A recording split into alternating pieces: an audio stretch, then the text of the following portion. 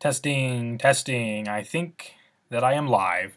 Hello, this is Devin, the creator of the Dante Graves Show. It's been a long time since I did a Beyond the Grave episode. The first one was obviously the Toolbox Killer, where I went into some secrets that went into the making of said film. And nobody's really been asking for another one, but I like to kind of have these here as like a log for my own opinions and how they've shifted as the course of this show going on. So I might record a couple different ones of these tonight, but we will have to see. Right now we're going to be talking about the rotting corpse of Jack Carver. We're going to do a full audio commentary of the theatrical version. There are two versions of this film, and I may go into some of the differences between the two of them. You will never see the director's cut version because there's just too much copyrighted music in it, and it would get taken down like immediately. But yeah, let's, without further ado, start the film. Okay, so we open up here to some serenic shots of a bridge that I used to play at when I was a little kid, and I had always thought that this area was just kind of like really pretty, so I wanted to film out here, and the water is just very fluid there. We filmed this movie in, I'm pretty sure, like June or July, and it was incredibly hot, and being down under that bridge, all of the stuff with the bridge was shot at once with Kaylee, Mason, who you see right here, and me and Alan, the guy who played Jack Carver. And basically everything underneath the bridge, everybody, like once we got out from under there, was like really sweaty, and we had been bitten by like so many different kinds of bugs, and there were bees, and it was sticky because you're dealing with fake blood, and there was actually a surprising amount of broken glass underneath the water here. And I really wanted Alan to like lay down all the way in the water, but he was just too buoyant. And that broken glass was just like down there, but there was just so much of it. Like people just been throwing bottles off this fucking bridge for like years apparently. That was strawberry Hershey's syrup. Works remarkably well as blood. I mean, there's probably better things out there, but I don't know. It worked. These words were all just made up by Mason on the spot. The point of this movie, really, it's like with the Dante Graves Show, it's very loosely connected to the older films I'd made when I was in high school, and I just felt the need to give Jack Carver in his, like, kind of older form like this. It was just a costume that my friends and I had bought, and we just started making a bunch of movies for fun, and it just, like, was one of those things I felt like it needed more of a send-off. I never really gave it the conclusion that I wanted to, so this movie, while acting as both the second episode of the Dante Graves Show, also worked as like the like swan song for this version of the character, at least. The scene with The Rock, we filmed, I forget which version this is. Okay, so he hits him once, and I'm pretty sure, yep, he's done. He hit The Rock 3 times initially, and it just looked kind of dull the second 2 times, so there was a bunch of hamburger meat that was on the rock, a lot of like blood and stuff like that too. And then that's what he's holding in his hand there. It smelled so fucking awful. I can't imagine I got people to actually do this. And he's so like dirty. That's a ghost face robe that we just like cut up the middle as well. The stuff with Barry, initially, so the music that's playing right now is Brody Quest by Lemon Demon. I love Lemon Demon. I love Neil Cicierega. But this music was not what was initially going to be in here. It was actually Electric Avenue. And it was because Zach loved that song, and I also love that song. And we wanted it in there, and this was kind of supposed to be like a reference to American Psycho, where he's like in his shoes and his underwear, like doing exercises. Zach only owns boxer briefs, but I really hate boxer briefs, and I was insistent that he roll them up to make them appear as if they were briefs. And I think for the most part the effect works, except for some certain shots where it just looks quite like he's wearing boxer briefs that are rolled up.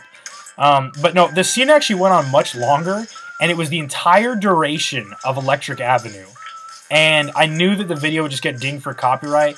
The showering in his underwear thing was, I mean, I don't want to film Zach's dick, but I also just thought it was funny. So, that's, I mean, we could have easily filmed in such a way that it could have appeared as if he was naked in the shower without showing his dick.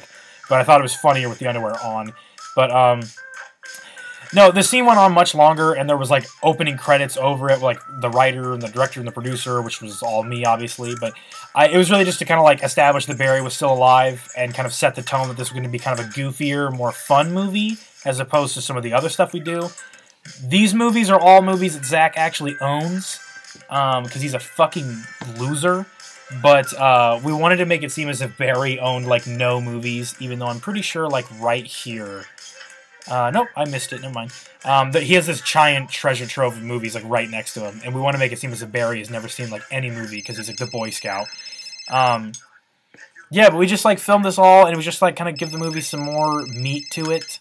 In terms of pacing, I think it kind of hinders the movie, but Barry is also a private investigator, and he's a former cop, so this is his informant telling him that there's been a body half-eaten under the bridge. So, I mean, sometimes that kind of stuff is confusing to the audience.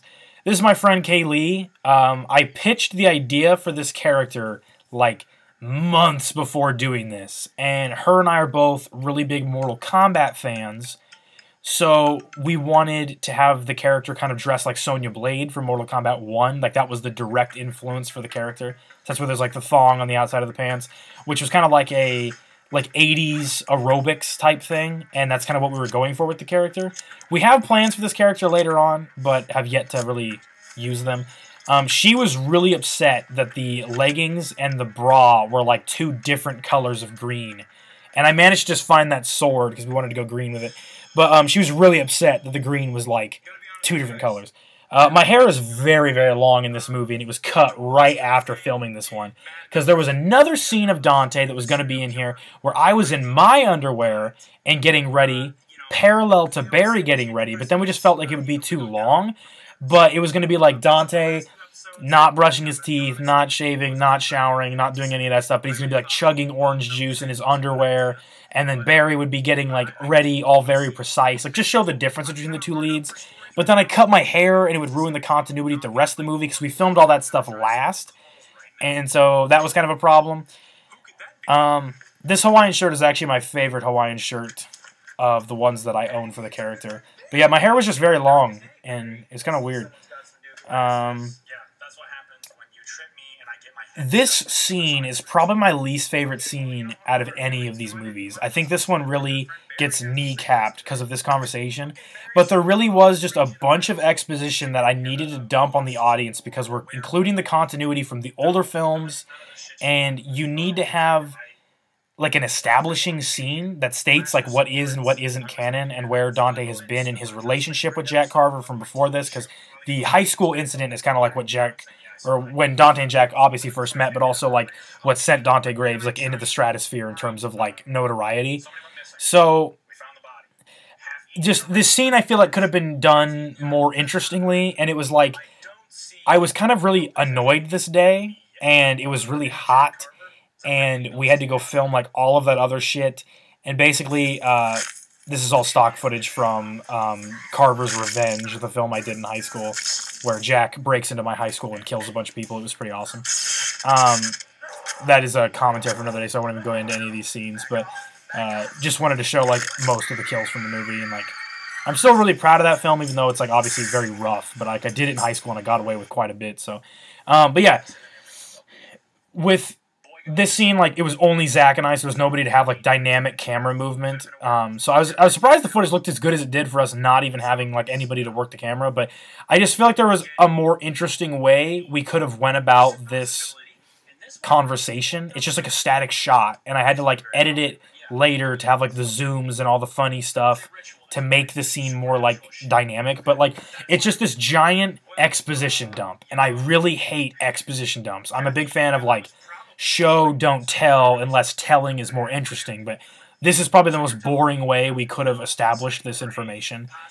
I also think that just like the dynamic of Dante and Barry hadn't really been laid out yet, and now it's pretty like firm, like this is how they behave. But with like that's like only like more movies from now that kind of gets set up. So it would be nice if I like the pulling out of the gun, and Barry had to get a new gun because we broke Zach's gun in Toolbox Killer. But this was being filmed, and there's a lot of like places I feel like I took shortcuts with this movie, and I wish I could have done better, if I'm being honest. I really don't care for this one. But so with the deal with Barry and his underwear at the beginning, I've had people ask me like what was up with that. Basically, it's just like if I'm going to show my friend Kaylee, who's a conventionally pretty attractive girl, if I'm gonna like be showing her ass and like sexualizing her, I feel like it's only fair that we sexualize the men as well. I feel like Zach is a lot sexier than I am. He's just a better looking guy generally. So he would do the best sex appeal. I'm also just like heavier set and not quite as confident with my body. But Zach really is, and he's game with everything. And if I ever get more attractive men, I will depict them sexually as well. I think sex is a fun point to have in movies. And as long as it's just not overboard and distracting from the actual film, I think it's fine to have in there.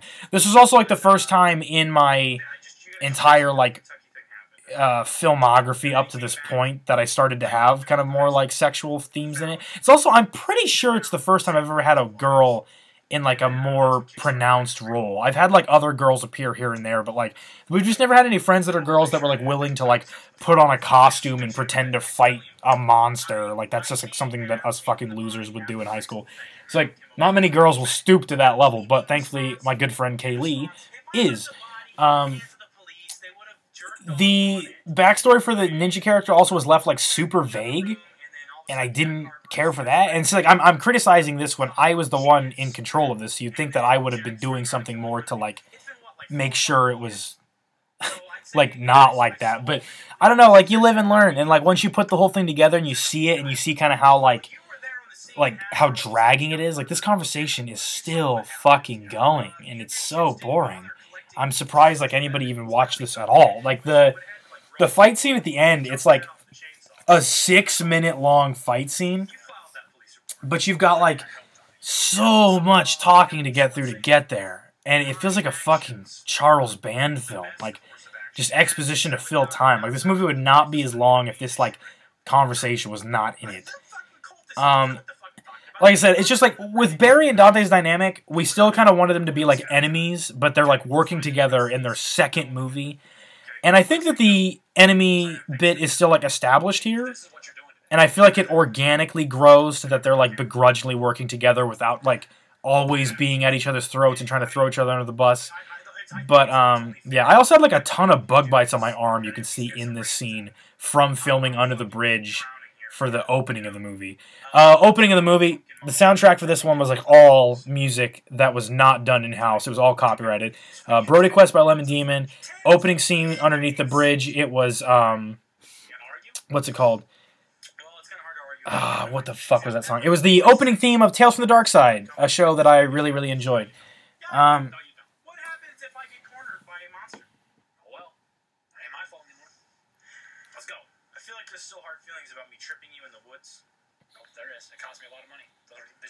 There's a lot of continuity, like shit like this, where like Barry just like they joke about like him having survived and Dante having survived getting his throat bitten out and stuff like that. We really try to steer away from that, but when we were just making these for fun, we didn't really give a fuck about continuity. But now we're actually trying to tell like a pretty, we try at least to tell a compelling story.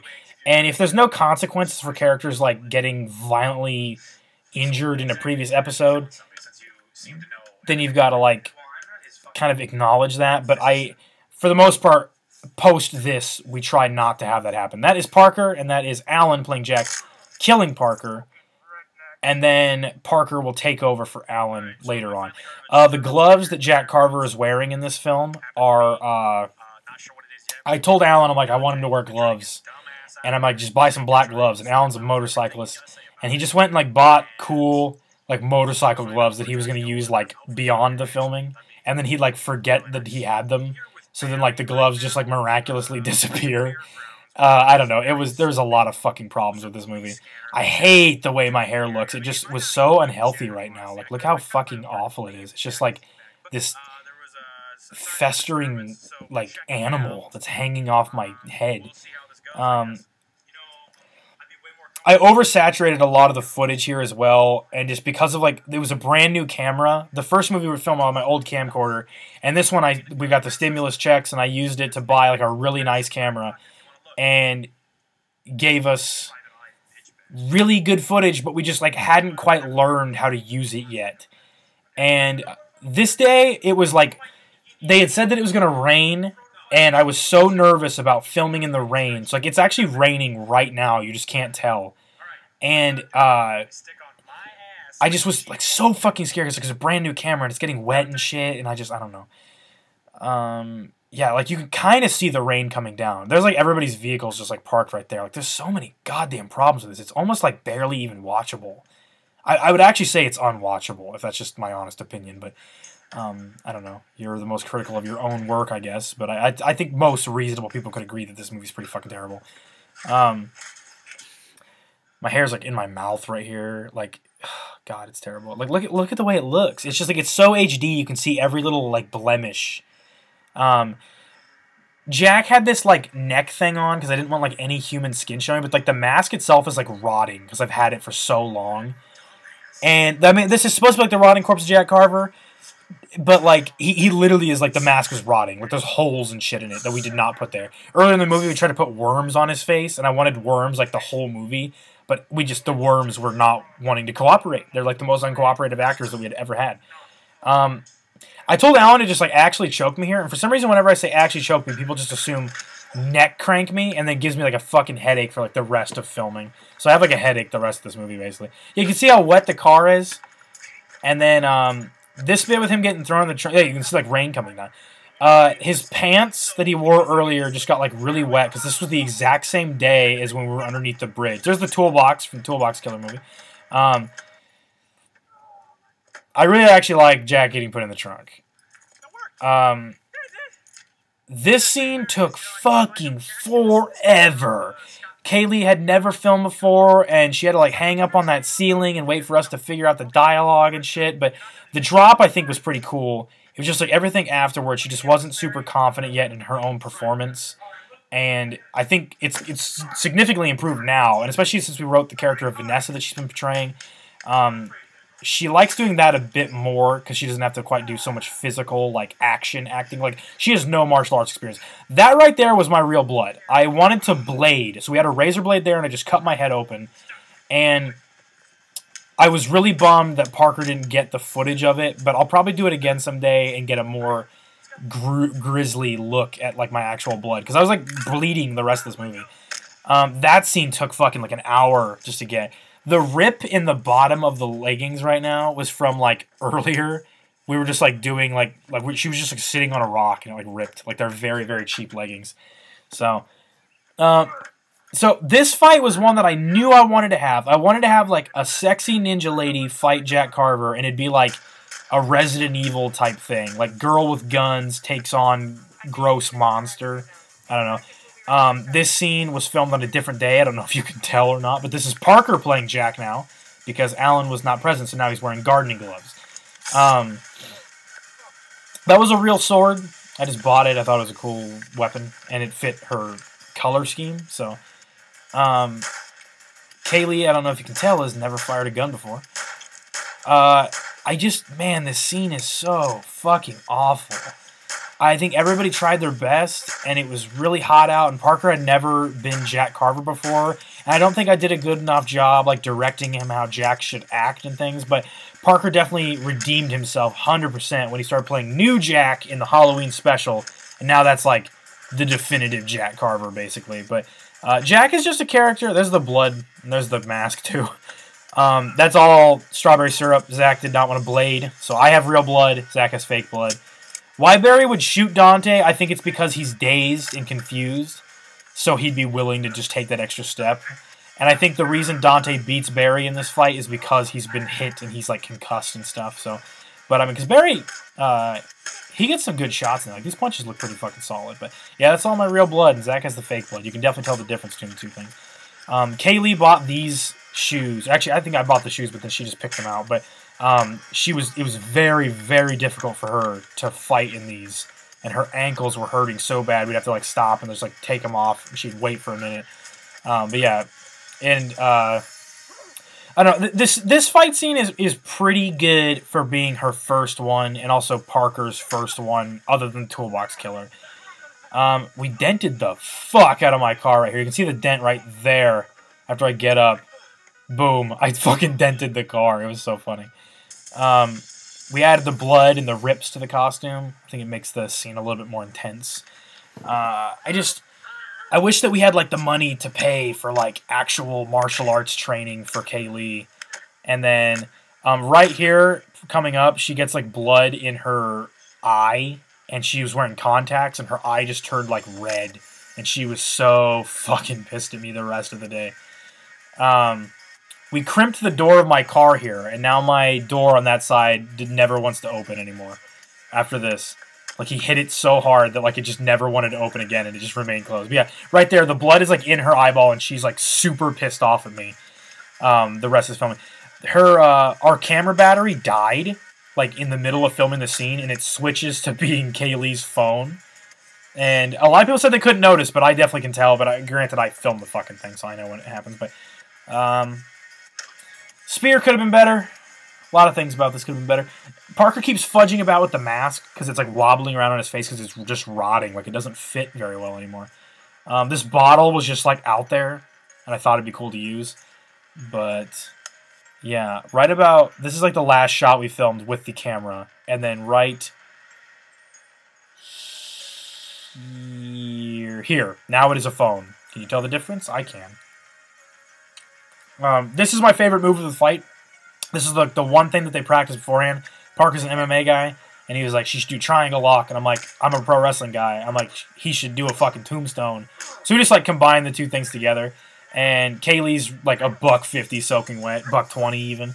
And so, yeah, took the tombstone super well. I thought it was great.